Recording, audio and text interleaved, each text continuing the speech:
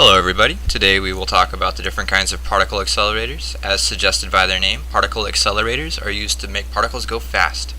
Used in X-ray and gamma ray production, medical treatments such as proton therapy, and sometimes even physics, you may have heard them discussed when the Higgs boson particle was discovered in 2012.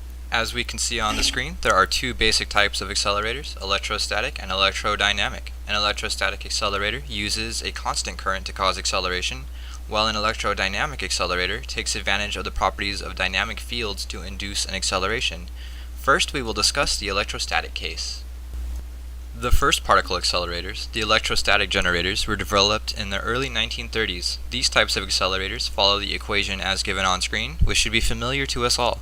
As these are the earliest designs of particle accelerators, they are usually limited to lower energies, typically within 1 megavolt, while some specialized designs can reach as high as 30 megavolts. The two most basic kinds of electrostatic devices are the Cockcroft-Walton and the Van de Graaff. The Cockcroft-Walton utilizes a voltage multiplier to generate its voltage difference.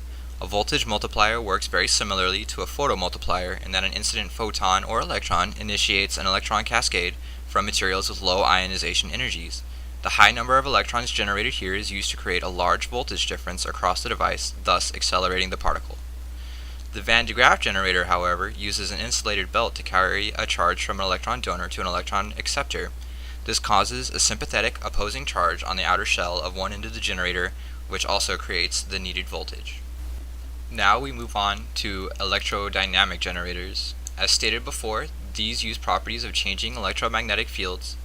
These come in two flavors, magnetic and electric, and also two shapes, linear and circular. The magnetic type of accelerator uses voltage pulses to create a magnetic field which in turn interacts with that of the particle, exerting a force on that same particle. An example of an accelerator of this type is the betatron. The betatron uses a coil similar to that of an inductor to generate a circular field which accelerates the particle. Practical limitations of the magnetic type of accelerator are the size of the magnets required at high energies and magnetic saturation at those energies. Magnetic saturation is when the magnetic flux no longer increases with the magnetic field. This is due to all of the magnetic domains in the material already being aligned, and therefore no more flux can be achieved with that material, discounting the minimal contribution of the permeability of free space, of course. Of the two shapes of accelerators which utilize current, the simplest is the linear path shape. For this design, alternating current is connected to drift tubes in an alternating fashion as seen in the diagram. The particle is released from the beginning and is attracted to the first tube. After exiting the first tube, the current frequency is such that at the emergence, the particle is repelled by the first tube and attracted to the second tube. The particle continues down the accelerator in this fashion until it reaches the speed that is desired.